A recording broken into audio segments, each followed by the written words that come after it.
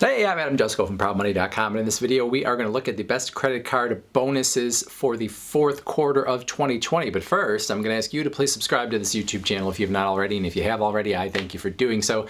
So, fourth quarter of 2020, as I make this video, we are in early October. I assume that most of these are going to stick around through the end of the year, so we're going to look at the best of what's out there now and assume that it's probably got at least a couple months of shelf life. There are a lot of good offers out there right now. We are going to look at quite a number of consumer offers and also a handful of business credit card offers.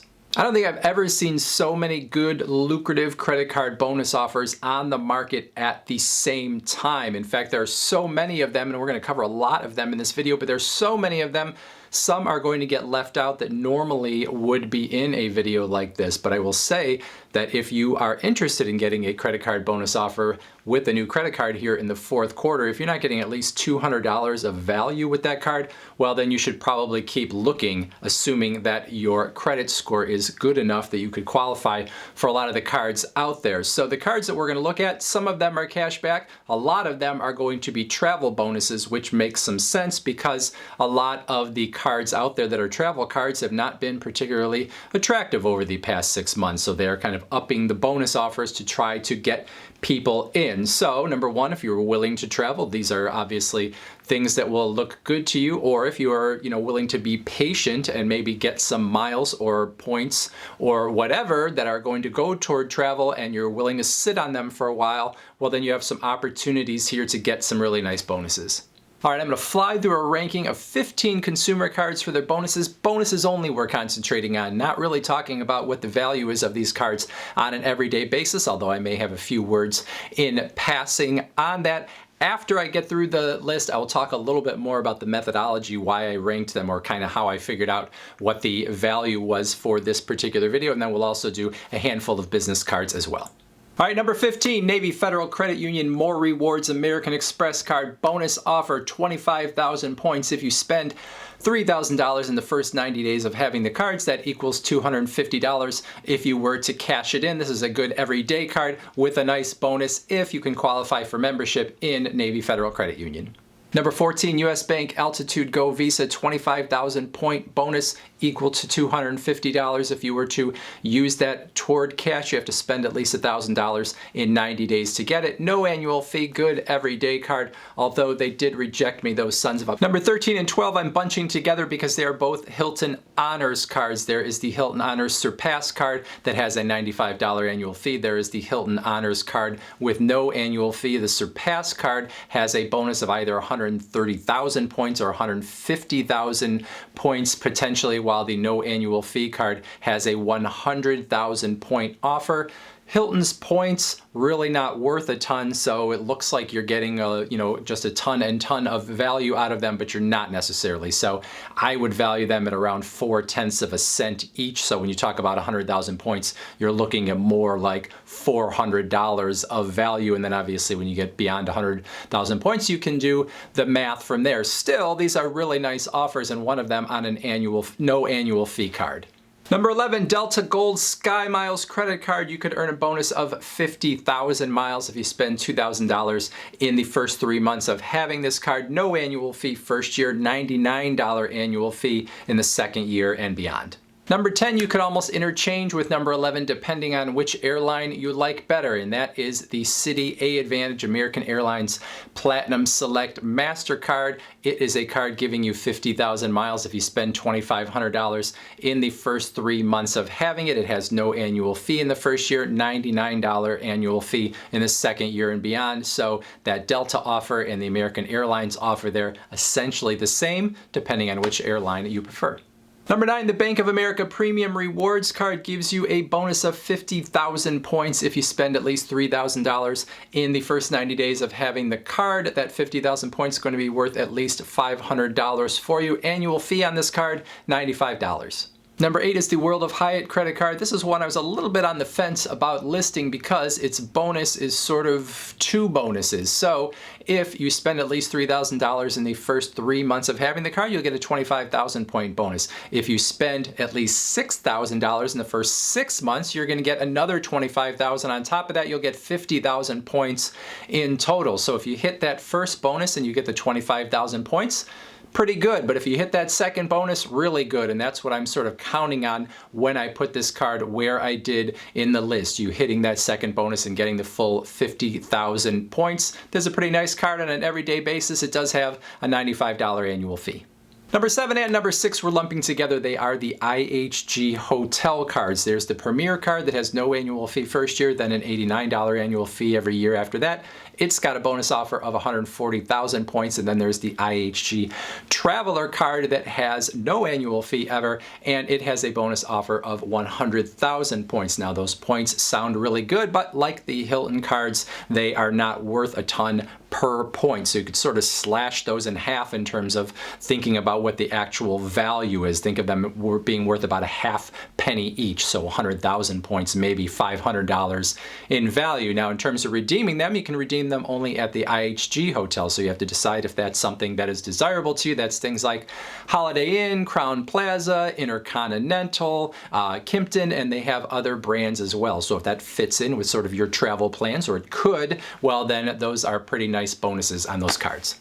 Number 5, the Southwest Airlines Rapid Rewards Plus card, 40,000 point bonus if you spend $1,000 in the first 3 months of having the card. In terms of the value of that, Southwest points probably worth about a penny and a half each in many instances, so you could think of 40,000 points as probably being worth about $600. This card does have a $69 annual fee.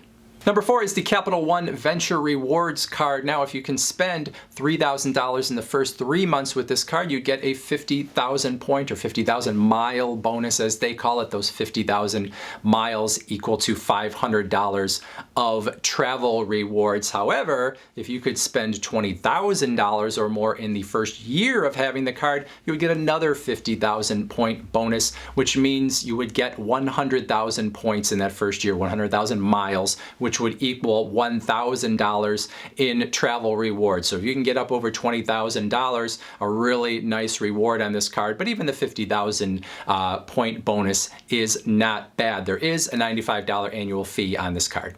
Number 3, the Citi Premier card, a 60,000 point bonus if you can spend at least $4,000 in the first 3 months of having it. At minimum, you should be able to get $600 when you actually redeem those 60,000 points. The card does have a $95 annual fee. I'm not real big on this card on an everyday basis, which I'm going to talk about in another video coming up, but nice bonus.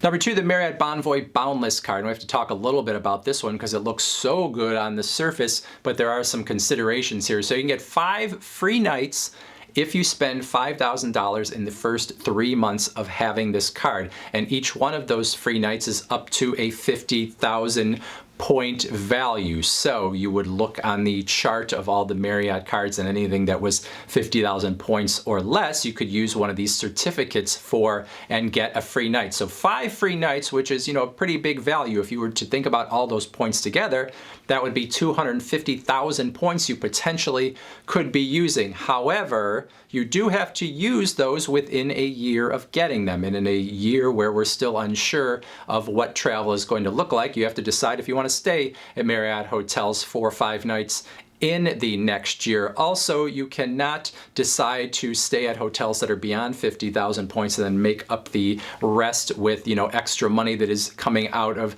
your pocket. So you have to stay in ones that are going to keep you under that 50,000 point limit. Still, there are a ton of options out there. And so if you are willing to travel, willing to stay in the hotel, you could get a ton of value from this card if you can spend that $5,000 in 3 months. This card does have a $95 annual fee. And then number one, the Chase Sapphire Preferred 80,000 point bonus if you can spend at least $4,000 in the first 3 months of having this card. That means a value of at least $800 without even having to think about whether you could cash it in for certain travel rewards or anything. If you just cashed it in straight, that would give you at least $800. This card does have a $95 annual fee. Now, I'm not a huge fan of this card on an everyday basis, especially with all of the changes that have happened in the credit card market over the last year, including Chase's own changes with the Freedom cards that have made those so beefed up. So spending $95 on this card over the long haul may not be the greatest thing, but that bonus is crazy.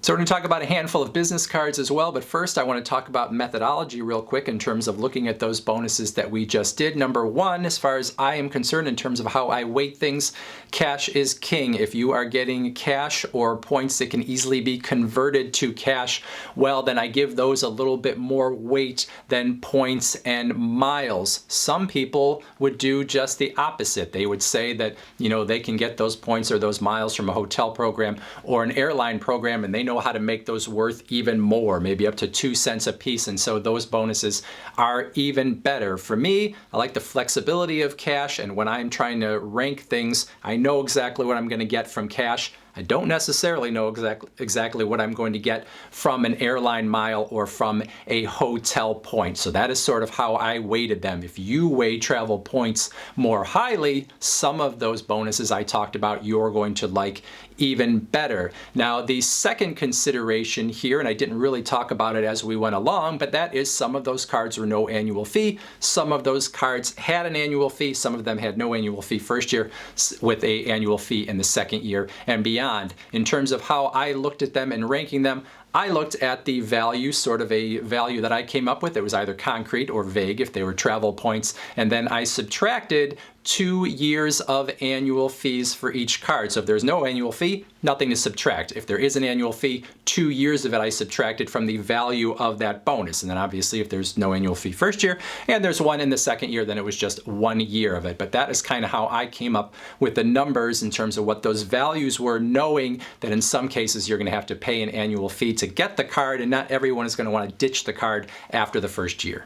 All right, now ranking the business card bonuses, their bonuses are even bigger than the ones you're going to find on the consumer cards right now, and that's true oftentimes, but there are some really good ones out there. However, a lot of them require a very high spend to get them, so I'm ranking these even though some of them have such a high spend to get the bonus that maybe that's not entirely fair. But anyway, number 5 is sort of a tie between the Chase Inc. Business Unlimited card and the Chase Inc. Business Cash card. Both of them will give you a $500 bonus if you spend $3,000 in the first 3 months of having the card. Both have no annual fee. Number 4, the United Airlines Business Card, 75,000 mile bonus if you spend at least $5,000 in the first 3 months of having this card. No annual fee first year, $99 annual fee second year and beyond.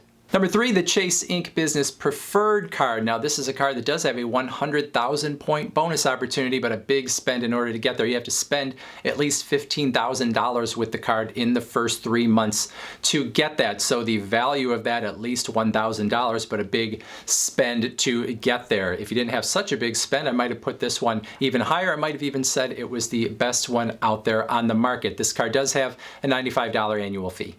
Number 2, the US Bank Business Leverage Card. You can earn 75,000 points as a bonus, which equals at least $750 if you were to cash those in. However, you do have to spend at least $7,500 in the first 4 months that you have the card. No annual fee first year, and then a $95 annual fee kicks in the second year and every year after that. And then number 1, and remember what I said about this being not entirely fair, is the Wells Fargo Business Elite card. Now this is a card that is only for businesses that make at least $1 million a year. So obviously you have to be a decent sized business in order to get this, but this card does have a $1,000 bonus if you spend $25,000 in the first 3 months of having it. So a generous bonus, but you have to be a bigger business and you got to spend a ton in order to get it. It does have no annual fee first year, but then a $125 annual fee kicks in every year after that. If that's too rich for your blood, Wells Fargo does have a Business Platinum card that has a $500 bonus that you can earn if you spend $3,000 in 3 months, and that's pretty generous too.